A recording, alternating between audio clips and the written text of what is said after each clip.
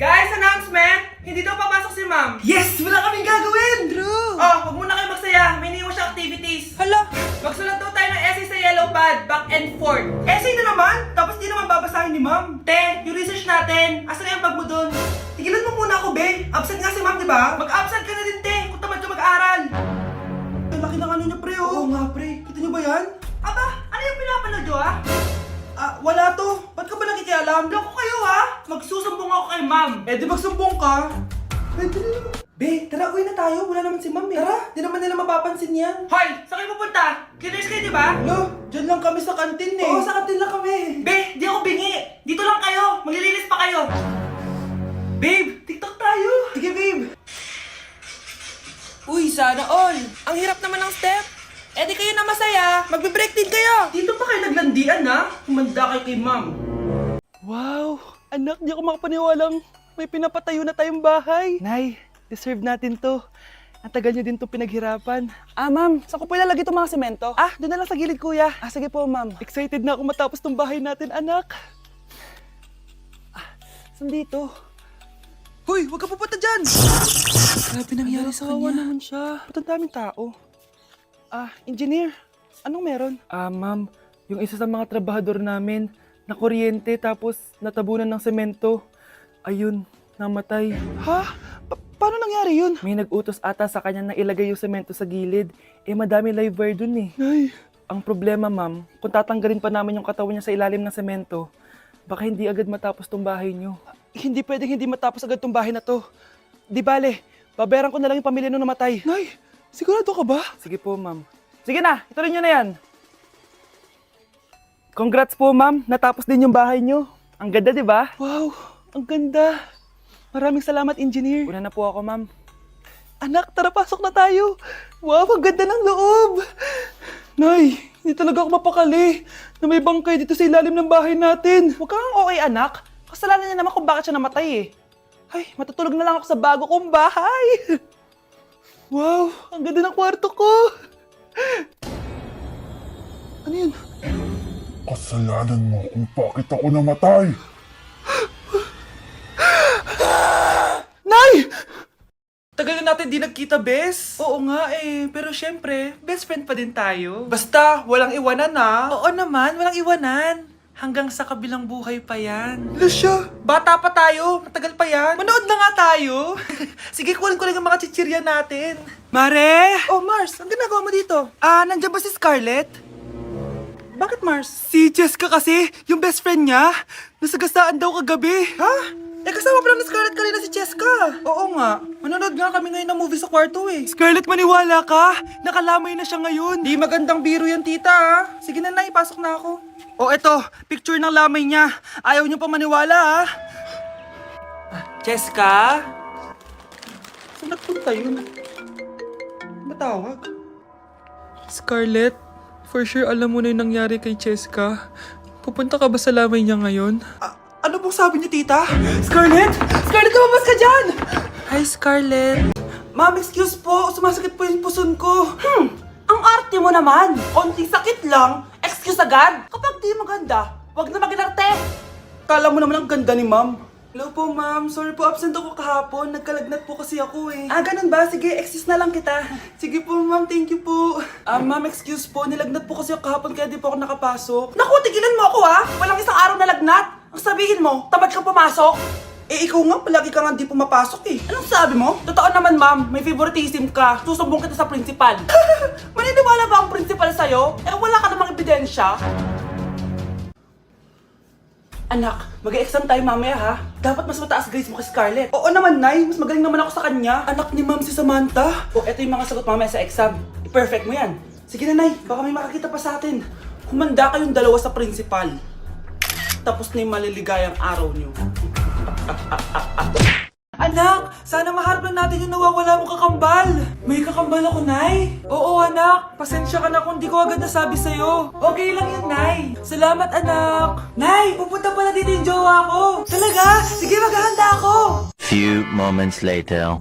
Nay, nandito na po yung jowa ko. Hello po, tita. May dala po ako para sa inyo. Wow naman, salamat. Wow naman, ang bait mo sa nanay ko. Parang nanay ko na din kasi yan. Oo nga eh. May sasabihin pala ako. Nanay ko talaga yan. Ha? Hindi ka ba nagtataka bakit magkamukha tayo? Sana maharman natin yung nawawala mong kakambal.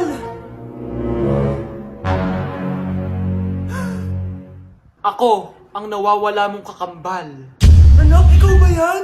Oo, Nay! Ako ang nawawala mong anak! Pero, jowa kita! Jowa mo pa din ako, pre.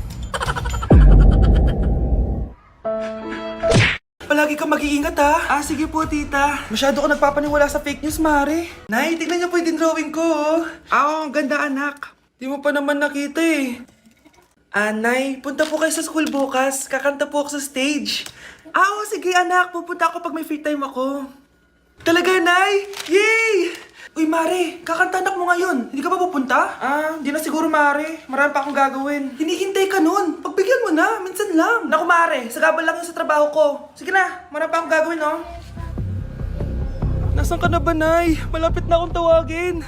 Hindi ka mahal ng nanay mo. Mahal ako ng nanay ko! Tao po. Bakit po, sir? Kayo ba yung nanay ni Scarlett? Opo. Ma'am, nawawala po yung anak nyo. Ano? Si Scarlett? Aware naman siguro kayo na maraming nawawalang bata dito sa barangay natin, ma'am. Scarlett? Yung iba, ma'am, hindi na namin nahanap. Napakawalang kwenta mong nanay. Disturb mo. Bilis naman tumanda ni nanay. Sana mas madaming oras yung binigay ko sa kanya nung bata ako. Anak, tara labas tayo. Wala na kasi tayo masyadong banding eh. Tsaka nanay, alas kami ng mga friends ko eh. Sige anak, next time na lang tayo umalis. Hello, be, saan ka na? Anak, sabay ka na sa akin, kain na tayo dito. Busog pa ako, nay, mamaya na lang. Tsaka, di ako kumakain ng gulay, di ba? Sige anak, pagtitira pa rin kita, ha? Ano ba yan? Ano ba yan, nay? Anak, hindi ka ba natutulog? Tingnan mo nga yung tsura mo. Wala namang pasok bukas, di ba? Sige na, good night na. Patay mo ilaw, nay. Sige anak, good morning. Sana gising ka din kapag gising ako. Anak, samahan mo ako magpa-check up. Nay, hindi ako pwede. May gagawin ako assignment to. Sige anak, ako na lang mag-isa. Galingan mo dyan ha. Huy anak, aalis ka ba? May time ka ba, Nay? Tara, alis tayo. Libre kita. Sige. Tara. Okay, class. Next reporter. Hi, classmates. We are the group 2 and...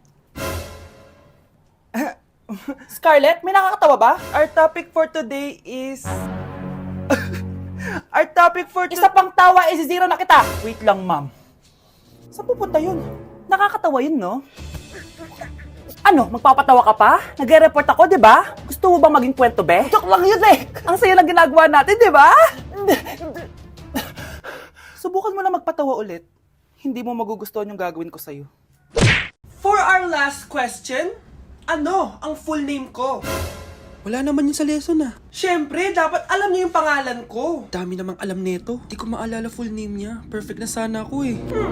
Kapag di niyo nasagutan yan, minus 10 kayo sa akin. Aba, ma'am, paano namin malalaman yung full name mo? Di ka naman nagpakilala sa amin. Ano ka, sikat? Artista? Ang lakas mo mag-minus kapag di nasagutan yung full name mo? Sige nga, ano full name ko? Kapag di mo nasagutan, ma-minus ko yung sweldo mo. Tsaka magagamit ba namin yan kapag nagtrabaho na kami? Di naman, diba? Pakin namin sa full name mo. Ang lesson natin for today ay mga unggoy. Magbigay kayo ng mga halimbawa ng mga unggoy. Ma'am, oranggutan. Tama. Ma'am ako, ma'am. Tama. Okay, class. Ang galing. So, nakapag-check na ako ng mga exams nyo. At, si Scarlett lang ang nakakuha ng 99. Yes! Talino talaga! Bawi din kayo, guys. At lahat kayo, perfect! Ako pala yung bobo.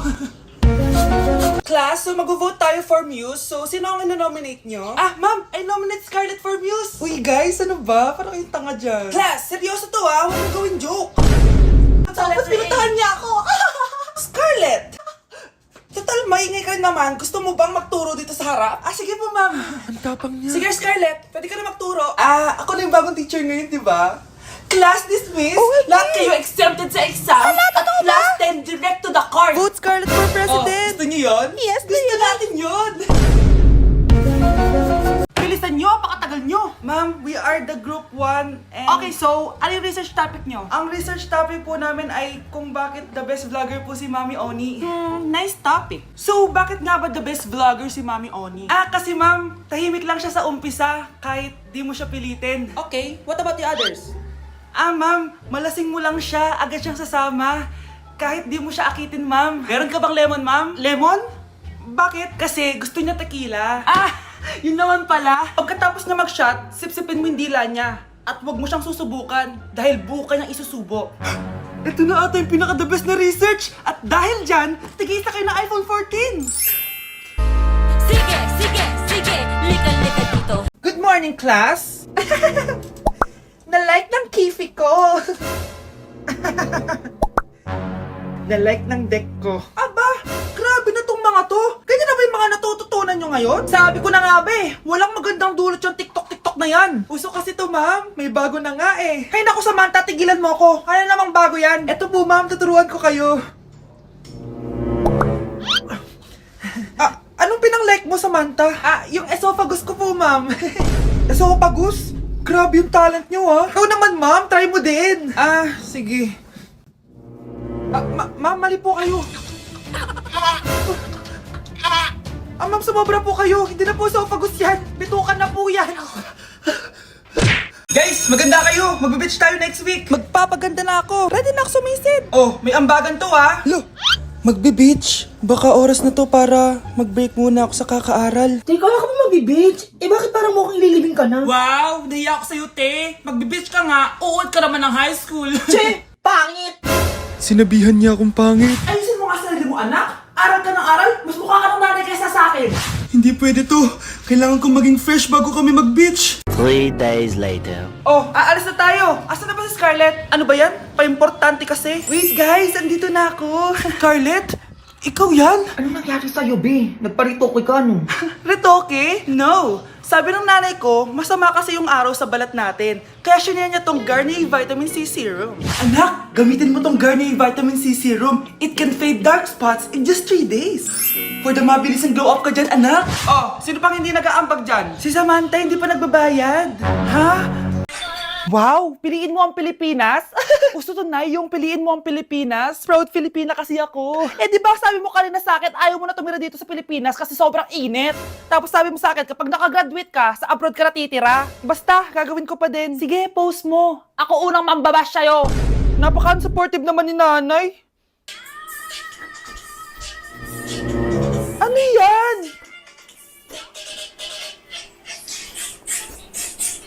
Kailan pa lagi sayaw yan? Di ba transition yan? Eto na po kasi uso ngayon, Nay eh. Puro kayo sabay sa uso. Akala nyo maganda. Mukha lang kayo nakakatawa. Basher talaga tong si nanay. Buti pa si Kyle, nag-aaral ng mabuti. Hindi yung kung ano-ano ginagawa.